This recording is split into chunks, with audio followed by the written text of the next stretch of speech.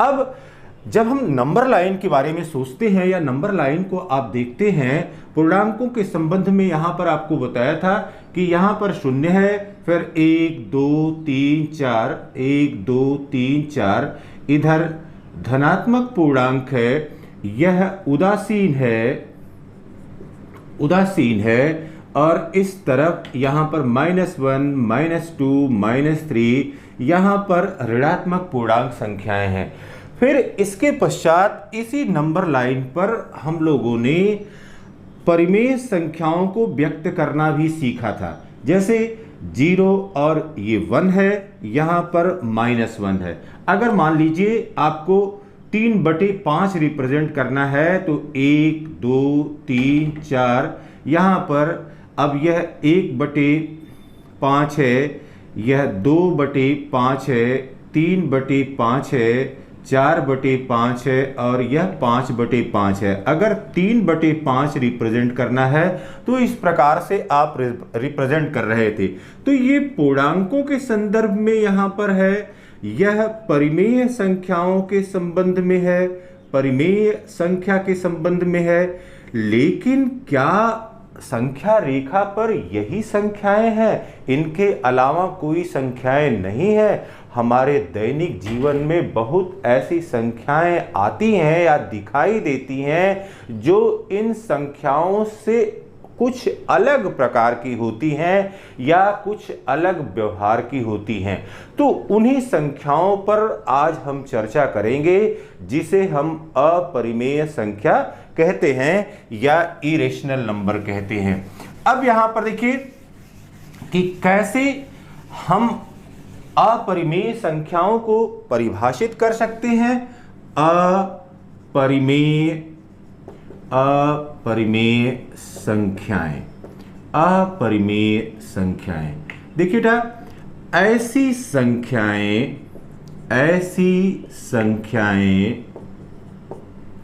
जिनको P/Q के रूप में व्यक्त नहीं कर सकते, ऐसी संख्याओं को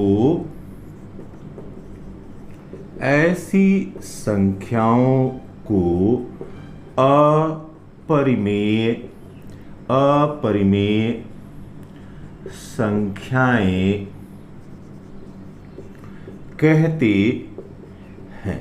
तो ये तो सामान्य परिभाषा हो गई, एक साधारण सी परिभाषा हो गई, क्योंकि परिमेय के लिए हमने बताया था कि ऐसी संख्याएं जिनको हम P/Q के रूप में प्रदर्शित कर पाते हैं और Q का मान 0 नहीं होता है, ऐसी संख्याओं को हम परिमेय संख्याएं कहते हैं। अब क्योंकि यह अपरिमेय है, परिमेय की तरह नहीं है, इसलिए हमने ये कह दिया कि इनको P/Q के रूप में हम प्रदर्शित नहीं कर सकते हैं। यह P/Q के रूप में प्रदर्शित नहीं हो सकता है। लेकिन अब देखिए बेटा, यहां पर इसकी वास्तविक परिभाषा इसको लिखते हैं, ऐसी संख्याएं जिनका दशमलव प्रसार मीन्स डेसिमल एक्सपेंशन, दशमलव प्रसार। अब ऐसी संख्याओं का दशमलव प्रसार किस प्रकार का होना चाहिए? ऐसी संख्याओं का दशमलव प्रसार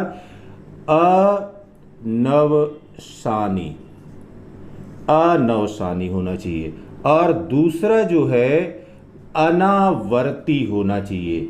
इसका मतलब है कि यह नॉन टर्मिनेटिंग, और यह अनावर्ती का मतलब है नॉन रिपीटेटिंग। अब ये देखिए, ऐसी संख्याएं जिनका दशमलव प्रसार अनवसानी तथा अनावर्ती हो उसे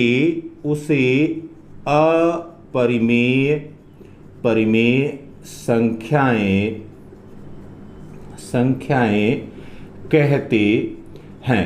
अब नॉन टर्मिनेटिंग का मतलब समझ लीजिए, भाग देने की प्रक्रिया जब आप कभी करते हैं तो भाग देने की प्रक्रिया में आप देखते हैं कि कुछ अंक ऐसे होते हैं, कुछ भाज्य ऐसे होते हैं कि भाजक से भाग देने की प्रक्रिया पर शेषफल हमको शून्य प्राप्त हो जाता है। तो यहां पर अब दो चीजें होती हैं कि या तो यह शांत हो जाएगा, टर्मिनेटिंग हो जाएगा, टर्मिनेटिंग, और कुछ ऐसे भाज्य होते हैं जो भाजक से भाग देने पर कभी भी समाप्त नहीं होते हैं। तो ऐसे भाजक या ऐसे भाज्य जो भाजक से भाग देने पर कभी भी शेषफल शून्य नहीं देते हैं, उसको अनवसानी या नॉन टर्मिनेटिंग कहते हैं। फिर अगली बात आती है कि यहां पर लिखा हुआ अनावर्ती, नॉन रिपीटेटिंग। इसका मतलब है कि जो भागफल हमको मिल रहा है उस भागफल में अंकों के रिपीटिशन की प्रक्रिया या दोहराव की प्रक्रिया नहीं होनी चाहिए। जैसे यहां पर कभी कभी अब देखते हैं कि 3.6666 ऐसे, या 3.636363 ऐसे, या 3.2222 एंड सो ऑन। तो ये सभी क्या है, ये रिपीटेटिंग है, रिपीटेटिंग है, या इसको आवर्ती कहते हैं। आप देखेंगे कि एक निश्चित क्रम के पश्चात या एक निश्चित प्रक्रिया के पश्चात उन्हीं अंकों का बार बार दोहराव हो रहा है। तो यदि अंकों का दोहराव नहीं होता है तो उसे हम अनावर्ती कहते हैं। तो ये बात एकदम क्लियर हो गई कि अपरिमेय संख्याएं क्या होती हैं। अब बात करते हैं कि जो हमारे दैनिक जीवन में अपरिमेय संख्याएं हमको दिखाई देती हैं, वह अपरिमेय संख्याएं कितने प्रकार की होती हैं। तो सबसे पहले देखिए, यहां पर जो प्रकार हमको दिखाई देता है अपरिमेय संख्याओं का प्रकार, अपरिमेय संख्याओं का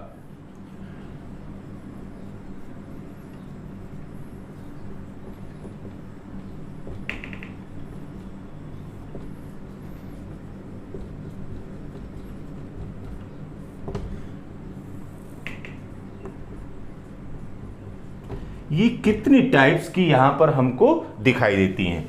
अब यहां पर देखिए बेटा, सबसे पहले तो हमको पहली प्रकार, पहला टाइप हमको इस तरह से दिखाई देता है कि कोई संख्या 0.01010001000001 एंड सो ऑन, इस तरह की संख्या हमको मिलती है अपने दैनिक जीवन में। फिर दूसरा 0.0200200002 एंड सो ऑन, इस तरह से। फिर तीसरा, इसी में ये सभी एक ही प्रकार की संख्याएं 0.5, 0.54, फिर 554, फिर 5554, फिर 555, फिर 4 एंड सो ऑन। अब यहां पर देखिए, इन संख्याओं में या इस प्रकार की संख्याओं में जो भी अंक हैं वो कोई निश्चित क्रम नहीं है कि वो एक निश्चित अंतराल के पश्चात वही अंक आ जाएगा। यहां पर कोई न कोई बदलाव होने की प्रक्रिया हो रही है। फिर देखिए बेटा, ये तो टाइप 1 हो गया। फिर देखिए, अब बात करते हैं टाइप 2 की, टाइप 2 की या द्वितीय प्रकार की, द्वितीय प्रकार की। यहां पर देखिए, यदि यम कोई धनात्मक पूर्णांक, यदि यम कोई धनात्मक पूर्णांक हो और वह पूर्ण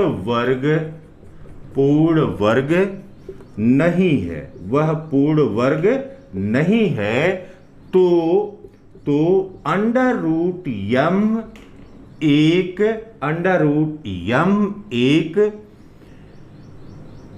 अपरिमेय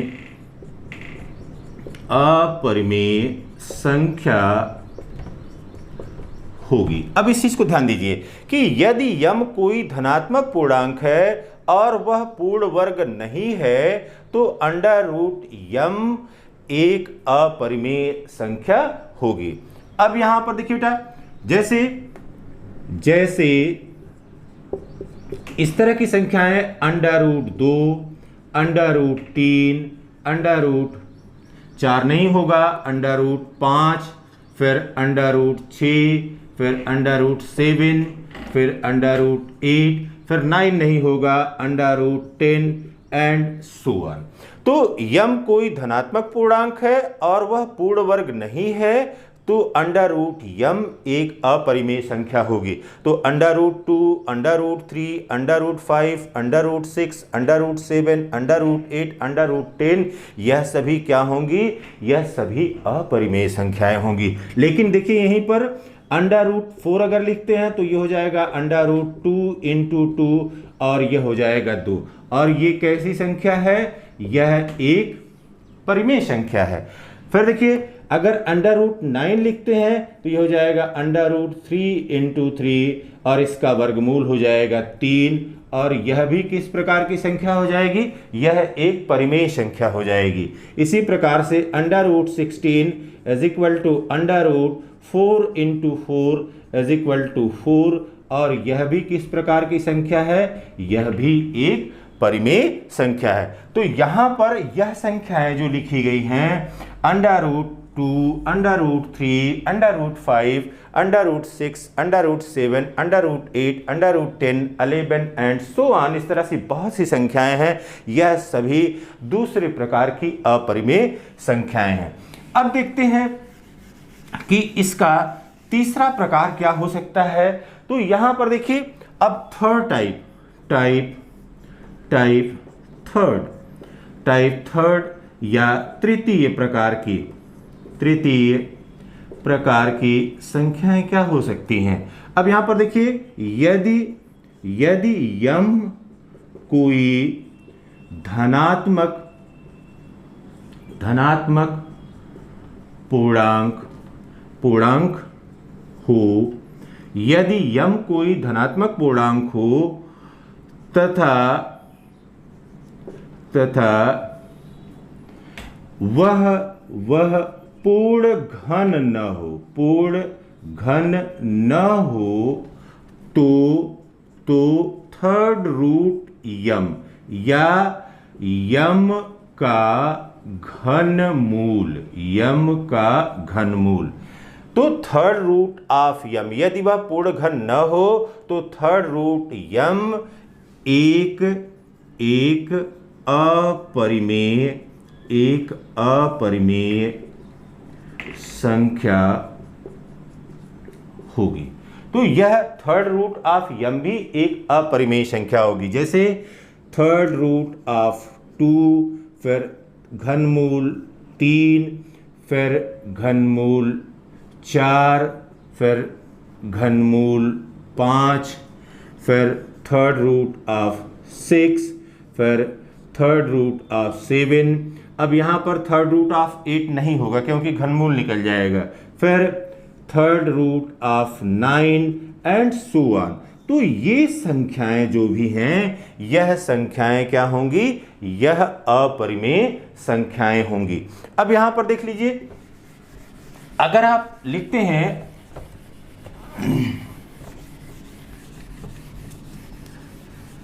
सिंपल, यहां पर आपको बता रहे हैं देखिए कि एक अगर लिखते हैं तो एक बराबर होता है 1 इंटू 1 इंटू 1। इसका मतलब इसको 1 क्यूब के रूप में लिख सकते हैं। फिर इसी प्रकार से आते हैं, अगर 8 को लिखते हैं तो ये 2 इंटू 2 इंटू 2 लिख सकते हैं, 2 रेज़ टू पावर 3 लिख सकते हैं। इसी प्रकार से जब आप आगे बढ़ते हैं तो यहां पर 27 is equal to 3 into 3 into 3 या 3 रेज़ टू पावर 3 लिख सकते हैं। तो ये अगर आप थर्ड रूट ऑफ 1 निकालेंगे तो ये भी कितना मिल जाएगा? 1 मिल जाएगा। फिर थर्ड रूट ऑफ 8 निकालेंगे तो यह कितने के बराबर हो जाएगा, 2 के बराबर हो जाएगा। इसी प्रकार से थर्ड रूट ऑफ 27 यह कितने के बराबर हो जाएगा, 3 के बराबर हो जाएगा। और यह सभी संख्याएं किस प्रकार की होंगी, यह परिमेय संख्याओं के रूप में होंगी। तो यदि यम कोई धनात्मक पूर्णांक हो तथा वह पूर्ण घन न हो तो थर्ड रूट ऑफ यम या यम का घनमूल यह एक अपरिमेय संख्या होगी। इस चीज को आपको एकदम कॉन्सेप्ट क्लियर रखना है। फिर देखिए, जो चौथी प्रकार की संख्या है जिसको कि हम पाई के नाम से जानते हैं, वह पाई भी चौथा टाइप 4। ये देखिए यहां पर पाई एक अपरिमेय संख्या है। लेकिन सामान्य अर्थों में हम क्या लिखते हैं, सामान्य अर्थों में लिखते हैं कि पाई इज इक्वल टू 22/7 और यह सन्निकट मान है, यह लगभग मान है, यह हमने अपनी सुविधा के लिए लिया हुआ है। यह इसका वास्तविक मान नहीं होता है, यह इसका सन्निकट मान है। अब ये देखिए, आर्किमिडीज ये सबसे पहले इन्होंने पाई के निकटतम मानों की चर्चा की थी। सबसे पहले आर्किमिडीज ने ये बताया था कि पाई की जब हम चर्चा कर रहे हैं तो पाई जो है वो टर्मिनेटिंग नहीं होता है, इसमें कुछ निकटतम मान होते हैं। इसी प्रकार से जब हम आगे चर्चा करते हैं तो भारतीय गणितज्ञ आर्यभट्ट ने पाई के 4 दशमलव स्थानों तक मान को बताया था। इन्होंने दशमलव की 4 स्थानों तक पाई के मान के संदर्भ में चर्चा किया। फिर देखिए बेटा, आज के दौर में आप जानते हैं कि बहुत से सुपर कंप्यूटर्स हैं और इन सुपर कंप्यूटर की सहायता से पाई के दशमलव के 124